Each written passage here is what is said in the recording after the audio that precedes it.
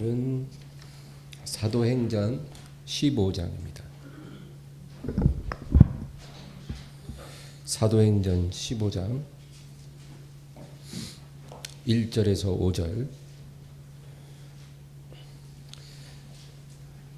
다 같이 읽습니다. 어떤 사람들이 유대로부터 내려와 형제들을 가르치되 너희가 모세의 법대로 할례를 받지 아니하면 능히 구원을 받지 못하리라 하니 바울 및 바나바와 그들 사이에 적지 아니한 다툼과 변론이 일어난지라. 형제들이 이 문제에 대하여 바울과 바나바 및 그 중에 몇 사람을 예루살렘에 있는 사도와 장로들에게 보내기로 작정하니라. 그들이 교회의 전송을 받고 베니게와 사마리아로 다니며 이방인들이 주께 돌아온 일을 말하여 형제들을 다 크게 기쁘게 하더라. 예루살렘에 이르러 교회와 사도와 장로들에게 영접을 받고 하나님이 자기들과 함께 계셔 행하신 모든 일을 말하매 바리새파 중에 어떤 믿는 사람들이 일어나 말하되 이방인에게 할례를 행하고 모세의 율법을 지키라 명하는 것이 마땅하다 하니라. 할렐루야.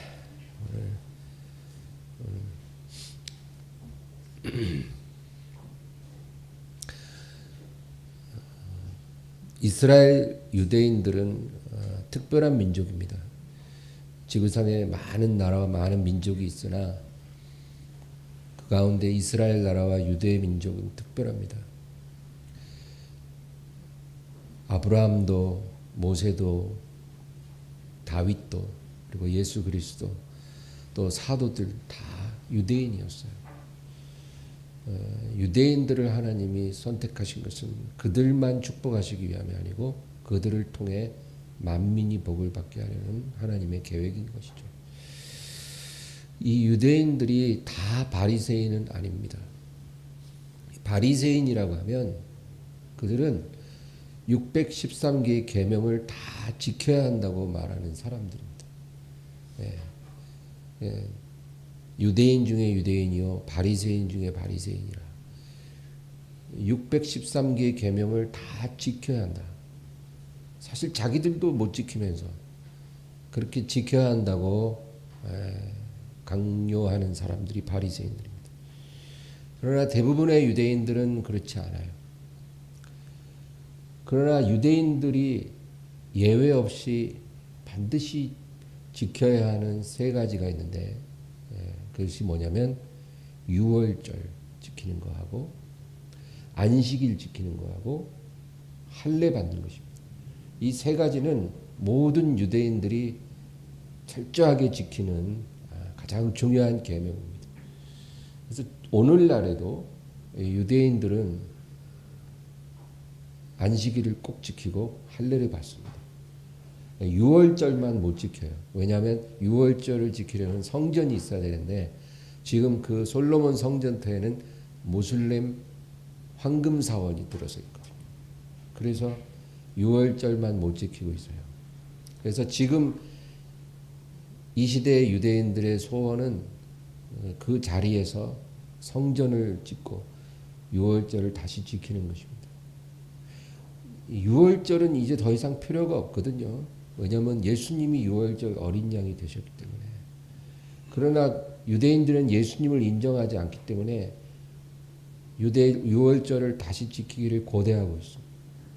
누군가 나타나서 그곳에 성전을 지어주고 유월절을 지키도록 해주면 아마 그 사람을 메시아라고 믿게 될 것입니다. 아마도 얼마 지나지 않아 그런 일들이 일어날 것 같아요. 예수님을 거부하면 예수님이 아닌 것을 믿게 되는 거예요. 얼마나 불쌍합니까? 초대교회는 특별한 상황이 있습니다. 거기에는 유대인 그리스도인과 이방인 그리스도인이 한 교회에 섞여 있었어요.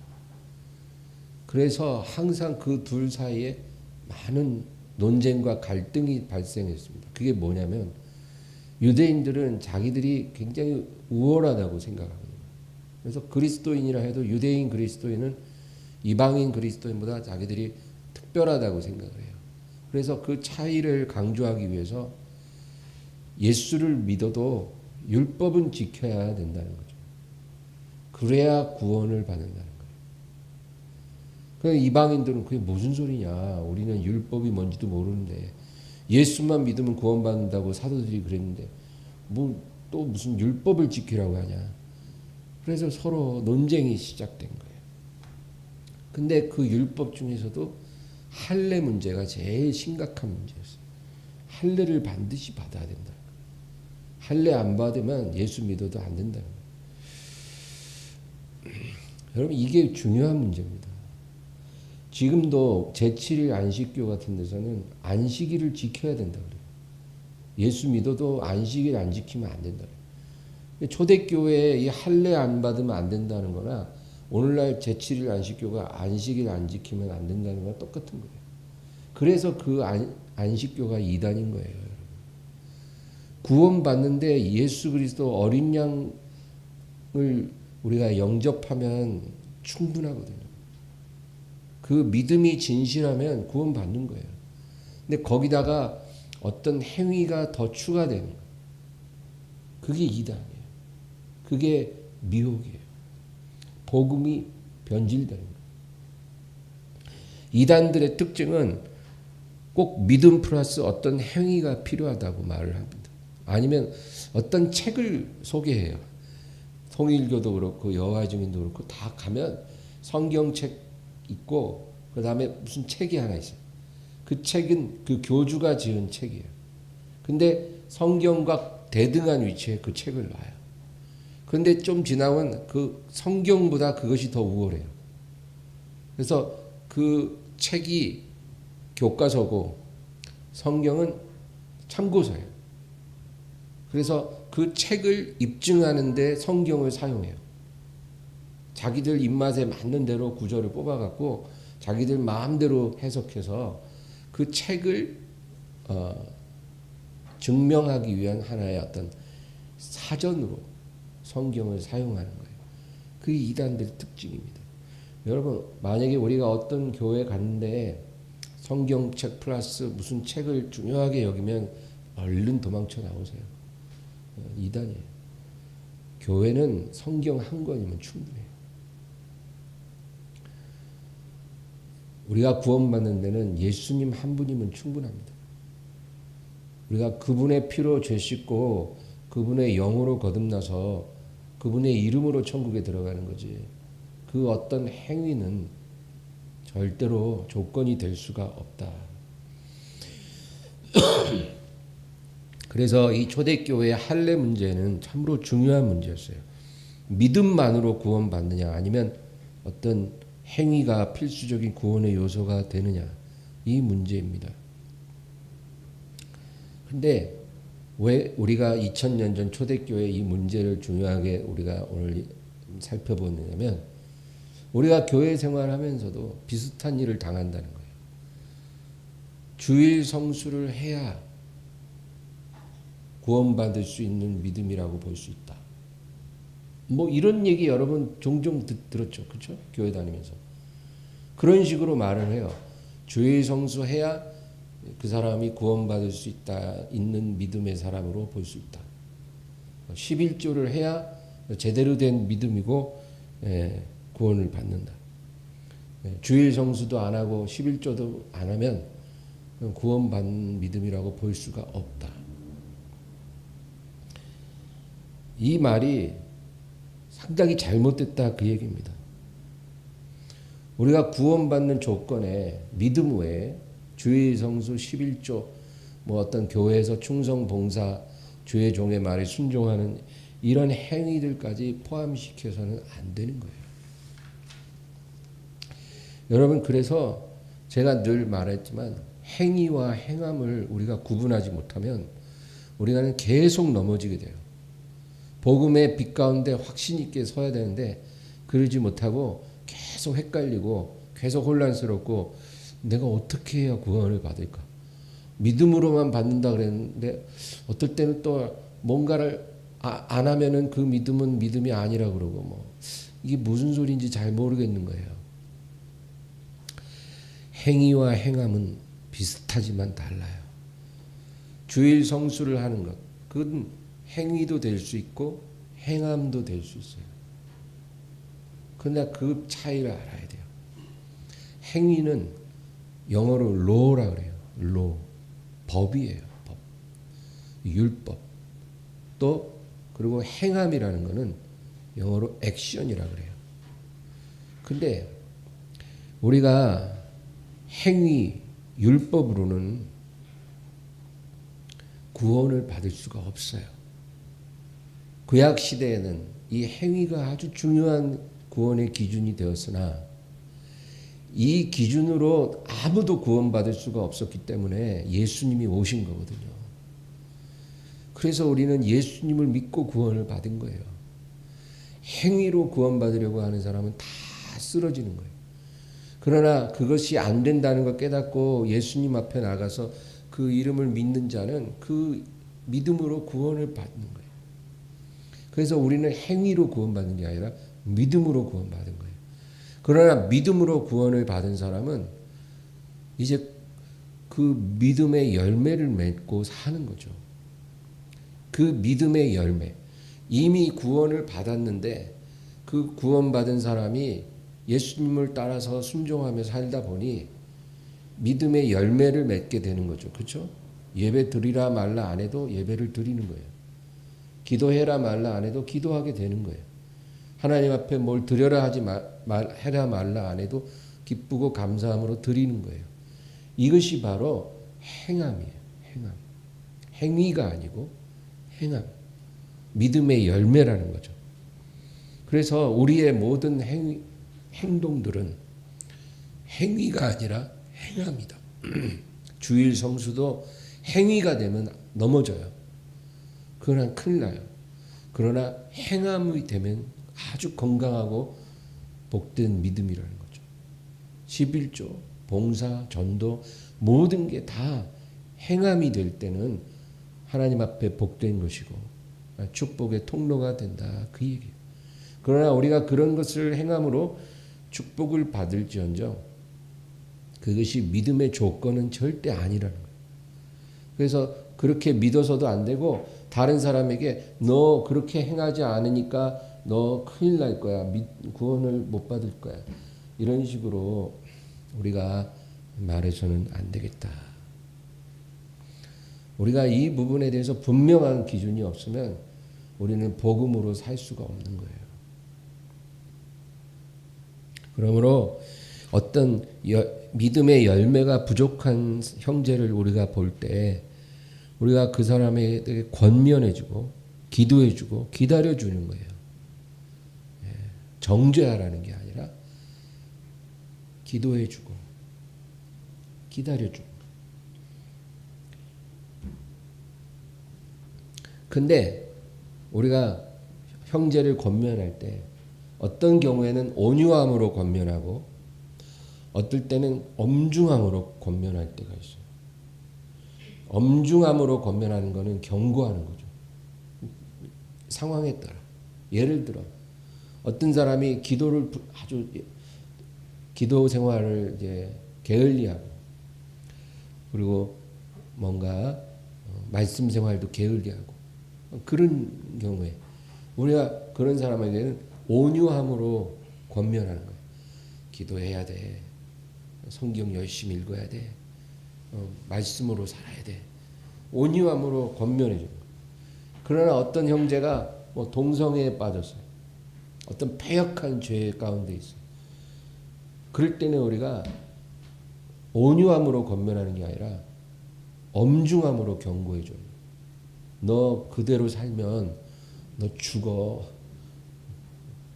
오징어 게임에서 이러다 다 죽어. 뭐 이런 것처럼 너 이렇게 살면 너 죽어. 경고해 줘야 돼요. 그렇게 해서 그 사람이 그 죄악을 버리고 하나님께 돌아오게 하면 내가 그 영혼을 얻은 거예요.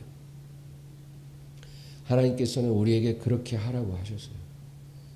상황에 따라 온유함으로 권면할 때도 있고 엄중함으로 경고할 때도 있지만 우리가 율법주의자가 되어서는 안 된다. 여러분, 우리가 이 차이를 분명히 알고 살아야 이단이 우리에게 와서 엿볼 수가 없는 거예요. 이단들은 성경을 비틀어서 우리를 속이려고 하거든요. 그러나 우리가 행함과 행위의 차이에 대해서 분명히 알면 우리가 흔들리지 않는 것입니다. 교회 안에 2000년 동안 계속 이런 거짓 교사들이 들어와서 사람들을 넘어뜨렸어요.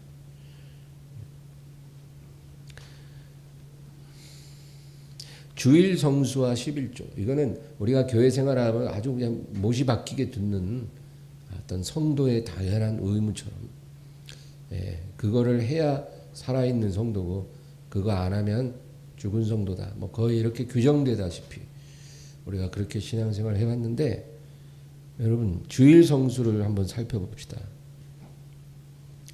주일을 지켜라. 예수님은 이런 말씀을 하신 적이 없어요. 사도들도 주일을 지키라는 말을 하지 않았어요. 예수님도 사도들도 안 한 말을 오늘날 교회는 아주 제1계명처럼 이게 아주 강조를 하는데, 여러분 주일이라는 개념은 하나님의 안식에서부터 비롯된 거예요. 태초에 하나님이 6일 창조하시고 7일째 쉬셨잖아요. 그래서 하나님이 쉬시고 그날을 거룩하게 하셨어요. 그래서 이스라엘 백성에게도 6일 일하고 7일째는 거룩하게 쉬어라. 그래서 안식일이에요. 그날은 누구도 일해서는 안 되고 짐승도 가축도 일하지 않게 하라. 종들도 하인들도 일해서는 안 된다. 그날이 안식일이에요. 그래서 구약시대에는 그 안식일을 어기면 바로 돌로 쳐서 죽여버렸어요. 아주 엄중한 율법이었어요. 그러나 신약에 와서는 그 안식일의 율법이 유효하지 않아요. 그래서 오늘날에는 우리가 주일이라고 하는데 이것은 두 가지 의미를 갖고 있어요. 첫째는 구약시대 안식일의 의미를 계승하는 거예요. 그래서 우리는 주일은 꼭 쉬는 겁니다. 그래서 사업하고 자영업하는 사람들도 주일에는 가게를 문 닫는 거예요. 쉬는 거예요. 그리고 또 하나는 예수님이 안식구 첫날 일요일에 새벽에, 안식구 첫날 일요일 새벽에 부활하셨기 때문에 부활의 주님을 기념하는 의미로 이 두 가지 쉼의 의미와 부활의 의미를 합쳐서 주일이라고 합니다. 그래서 2000년 동안 교회는 이 주일을 구별해서 지켜왔어요. 이것은 율법도 아니고 주님의 절대적인 명령도 아니고 그냥 교회의 아름다운 문화요, 거룩한 전통이에요. 그래서 그날을 거룩하게 지켜 하나님을 예배하고 믿음으로 쉬는 거예요. 주일이 되면 우리가 하나님 앞에 나와서 예배드리고 그리고 믿음으로 하루 쉬는 거예요. 이것은 분명히 하나님 앞에 축복받을 만한 덕인 것은 분명합니다. 그러나 이것이 구원의 조건도 아니고, 만약에 어떤 사람이 부득이한 상황으로 교회에 못 나오고 예배를 드리지 못했다 해서 그게 죄를 지은 게 아니라는 거예요. 우리는 안식일, 주일을 못 지켰다. 주일날 교회 못 가고 주일날 예배를 못 드리면 뭔가 하나님 앞에 너무 죄송하고 죄 지은 거라고 생각하고 회개하고 그러잖아요. 그러나 그렇지 않다는 거예요. 부득이한 이유로 우리가 몸이 안 좋아서 어떤 상황이 발생해서 우리가 교회에 와서 예배를 드리지 못해도 죄를 지은 것은 아닙니다. 또 그 사람을 믿음이 없다라고 말해서도 안 되는 거예요. 이것은 그런 것이 아니에요. 거룩한 전통이에요. 그래서 우리가 그날을 구별해서 정말 예배 드리고 쉬는 건 참으로 축복받을 만한 일이지만 그거 못 지켰다고 회개하고 그거 못 지킨 사람한테 손가락질하고 그렇게 해서는 안 된다. 그 얘기죠. 또 11조에 대해서 보겠습니다. 예수님은 11조에 대해서 뭐라고 얘기하셨는가? 마태복음 23장 한 절 찾아보겠습니다. 마태복음 23장 23절 외우기도 쉬워요. 23장 23절 다 같이 읽습니다. 화 있을진저 외식하는 서기관들과 바리새인들이 너희가 박하와 회양과 근처의 11조는 들이되 율법에 더 중한 바 정의와 긍휼과 믿음은 버렸도다. 그러나 이것도 행하고 저것도 버리지 말아야 할지니라. 예수님이 11조에 대해서 언급한 유일한 구절이에요. 여기서 바리새인들의 11조에 대해서 이야기를 합니다. 근데 예수님은 바리새인들을 엄청 미워했어요. 왜? 위선적이고 거짓되니까. 예수님은 창녀보다 위선자를 훨씬 더 미워했어요. 왜냐하면 창녀는 적어도 자기가 죄인이라는 걸 알거든요. 바리새인들은 자기가 죄덩어리면서도 죄인인 것을 몰랐다. 그래서 예수님은 바리새인들을 아주 미워했어요. 그래서 항상 바리새인들을 부를 때는 먼저 수식어가 있어요. 화 있을진저 너희 외식하는 바리새인들아. 그리고는 너희는 모든 곡물의 11조까지 철저하게 드리면서 그렇죠? 곡물의 11조까지도 드리는 거예요. 어떤 금전적인 11조뿐만 아니라 뭐 농사지은 그 곡물의 10분의 1 딱 띄어서 드리고. 그러니까 뭐 시장 가서 장 딱 봐오면 장 딱 봐온 것에서 10분의 1 띄어서 교회 갖고 오는 것처럼 그런 식으로 철저한 11조 생활을 한다고 하면서도 그 11조보다 더 중요한 뭐라 그랬어요? 정의와 긍휼과 믿음은 버렸도다. 그러니까 예수님 기준에서는 11조보다도 정의와 긍휼과 믿음으로 사는 게 훨씬 더 중요한 거예요. 오늘날 교회에서는 뭐 주일 성수 11조가 제일 중요한 것처럼 말하지만 그러나 예수님의 관점에서는 그렇지 않았어요. 우리가 정의롭고 긍휼히 행하고 믿음으로 사는 것이 11조 생활보다 더 중요한 거예요. 그런데 이 바리새인들의 문제는 정의와 긍휼과 믿음은 저버리면서 11조는 엄청 챙겼다는 거예요. 그래서 예수님이 그 순서가 바뀌었다는 거예요. 너희들은 중요하지 않은 덜 중요한 건 더 중요하게 여기고 더 중요한 건 덜 중요하게 여기고 그러나 이것도 행하고 저것도 버리지 말아야 할지니라. 그러니까 결론적으로 11조는 정의와 긍휼과 믿음보다 중요한 게 절대 아니지만 그렇다고 해서 무가치한 게 아니라 주님의 관점에서는 11조 드리는 것도 귀하고 복된 일이라는 거예요. 그래서 이 믿음도 버리지 말되 그러나 그보다 더 중요한 정의와 긍휼과 믿음은 지켜라. 그것이 또 중요하다. 그 얘기를 이제 하셨다는 거죠. 그만큼 오늘날 교회와 예수님의 관점은 약간 다르다는 거. 그리고 사도들은 11조에 대해서 이런 방구한 적이 없어요. 우리가 오늘 읽은 본문 사도행전 15장에도 초대교회에서 이제 뭐 율법을 지켜야 하네 말아야 되네 결론적으로 율법을 지키는 것은 의무가 아니다라는 거죠. 그것은 구약시대 유대인에서 끝난 것이고 이방인 중에 그리스도께 돌아온 사람들에게 이 율법의 무거운 짐을 지워서는 안 된다는 거예요. 우리가 받은 구원은 믿음으로 받고 은혜로 받은 거지 율법을 지켜서 받은 게 아니기 때문에 거룩하게 살아야 하되 율법을 어긴다고 구원을 잃어버리는 것도 아니고 하나님으로부터 쫓겨나가는 것도 아니라는 거죠. 우리는 100번 실패하면 200번 도전하고 500번 실패하면 1000번 시도하는 거예요. 여러분 사람이 죄악에 넘어져도 다시 일어나서 주님께 달려가면 되는 거예요. 절대로 좌절하거나 실망해서 나 같은 구제불능의 인간은 구원받을 자격이 없어. 그거는 내 마음의 말이 아니라 마귀가 하는 말이라는 것을 기억하시고 낙심하지 말기를 바라요. 그래서 사도들은 결론적으로 뭐라고 얘기했냐면 이방인들에게는 우리가 많은 걸 요구하지 말고 딱 세 가지만 지키게 하자. 그렇게 결의를 했다는 거예요. 초대교회. 그게 뭘까요? 사도행전 15장 19절 20절. 19절 20절 다 같이 읽어보겠습니다. 그러므로 내 의견은 이방인 중에서 하나님께로 돌아오는 자들을 괴롭게 하지 말고 다만 우상의 더러운 것과 음행과 목매어 죽인 것과 피를 멀리하라고 편지하는 것이 옳으니. 이게 사도들의 결의예요. 그러니까 세 가지만 딱 강조하자는 거예요. 우상에 바쳐진 제물, 음행, 목매어 죽인 짐승과 그 피, 이런 것만 금하도록 하고 그 외에 율법에 중한 짐들을 지우지 말자는 거예요. 여러분 여기 11조는 없어요. 주일 성수도 없어요. 우리가 성경적인 관점을 알아야 돼요. 그렇다고 해서 제가 지금 11조나 주일 성수가 무가치하다는 게 아니에요.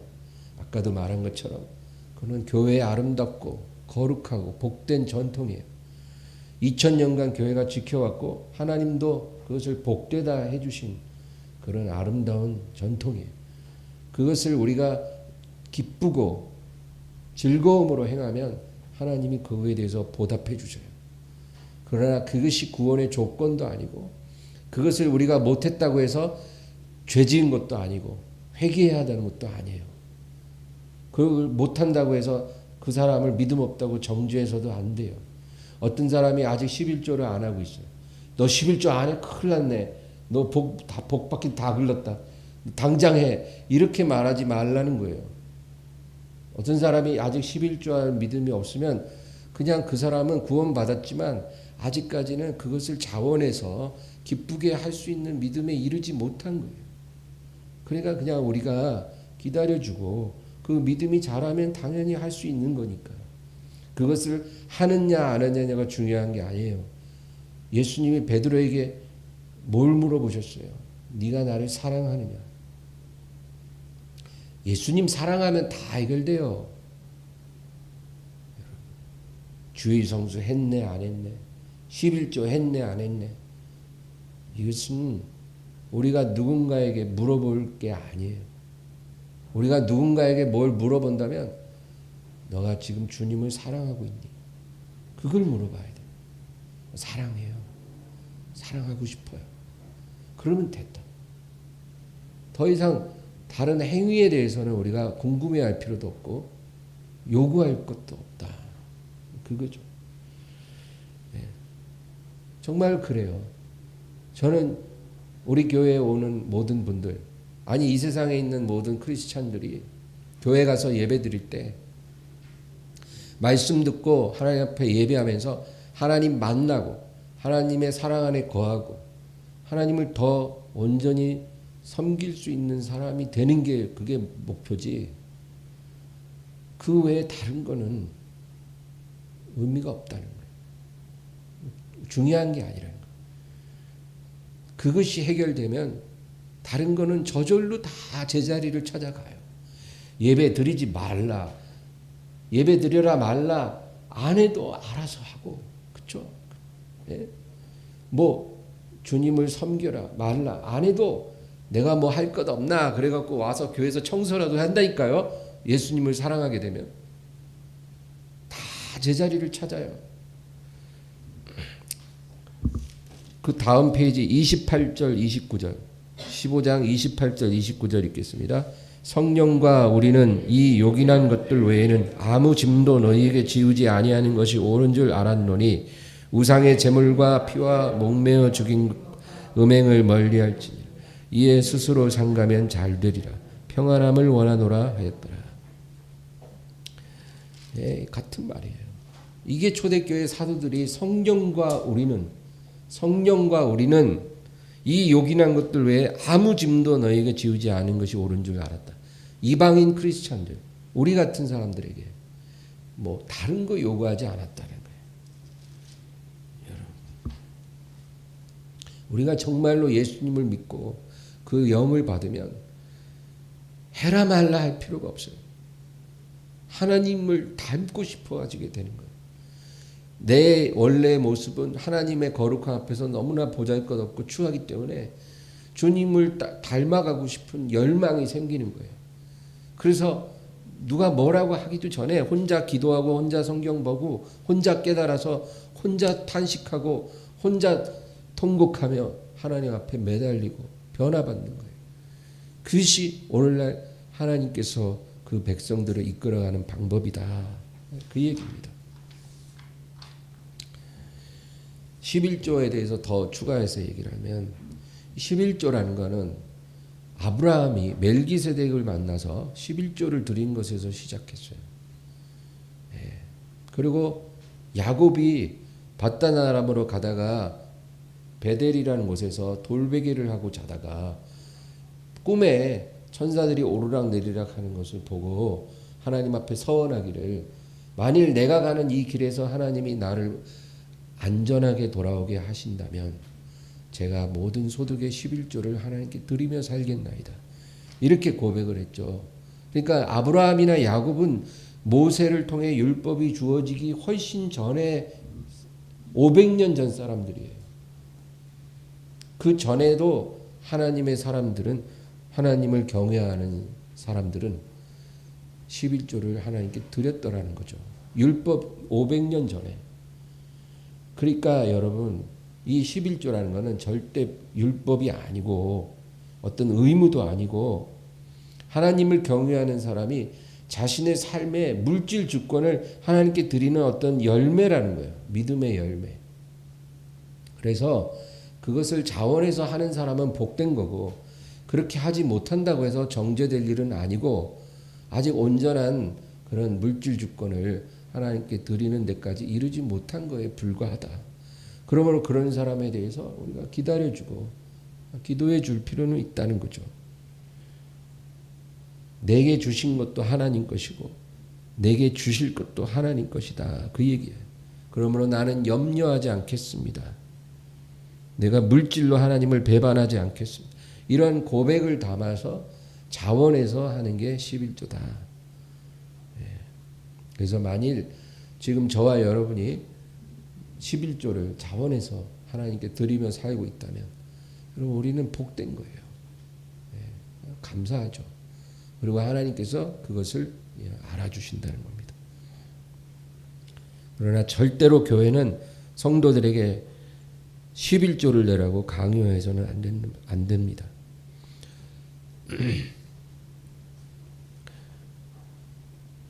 저는 왜 이 성경의 표지 뒤쪽에 10계명이 있는지 이해가 안 돼요. 여러분 우리 성경 뒤에 10계명 있잖아요. 앞에는 이해해요. 주기도문 있고 사도신경은 이해하는데 왜 뒤에 10계명이 있을까? 만약에 이 성경 뒷표지에 10계명을 넣은 이유가 우리가 10계명을 지킬 수 없기 때문에 결국 십자가를 향해서 나아가야 한다는 그런 의도였다면 전 이해해요. 10계명 우리 못 지켜요.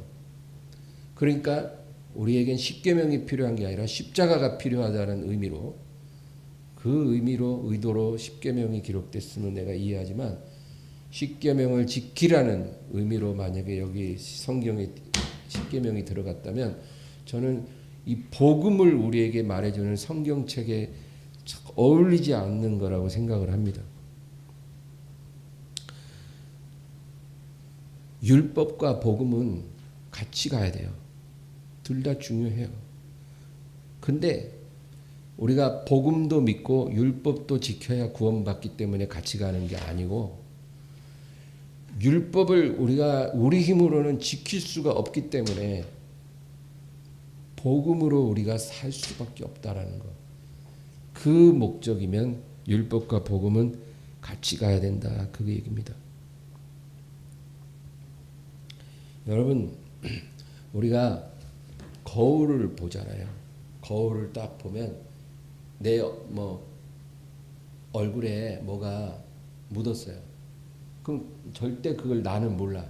내 얼굴에 묻은 걸 나는 알 수가 없어. 그러나 거울을 보면 내가 아는 거죠. 그래 거울은 우리가 뭐가 어디가 어떻게 더러운지 보게 해주는 거예요. 그러나 그 거울이 그것을 닦아주지 못해요. 우리가 거울을 보고 그것을 볼 수는 있고 발견할 수는 있지만 그것이 거울이 우리를 깨끗하게 닦아주진 않아요. 우리가 닦으려면 어디로 가야 돼요? 화장실 가서 맑은 물로 씻어야 닦아지는 거죠. 그렇죠? 여러분 율법이 거울이에요. 그래서 거울도 필요한 거예요. 거울이 없으면 뭐가 더러운지 모르니까. 그래서 구약 성경 십계명 필요해요. 그게 거울이거든요. 그걸 통해서 우리가 얼마나 더럽고 또 내 힘으로는 거룩하게 살 수 없다라는 걸 깨닫는 거죠. 율법이 없으면 내가 율법을 지킬 수 있는지 없는지도 모르는 거예요. 그러나 율법이 있으니까 우리가 그걸 못 지킨다는 걸 아는 거고 우리가 얼마나 죄인이라는 걸 아는 거예요. 그게 거울이에요. 그걸 보고 깨달았으면 그 다음에 씻으려면 어디로 가요? 보혈의 샘으로 가야죠. 보혈의 샘에 가서 씻는 거예요. 거울이 씻어주는 게 아니에요. 율법이 씻어주는 게 아니라 보혈의 샘물이 우리를 씻어주는 거예요. 그래서 율법과 복음은 같이 간다는 거예요. 예수님은 우리의 죄를 씻기 위해서 오신 거예요. 이 세상에 오셔서 예수님이 많은 병자를 고쳐주셨어요.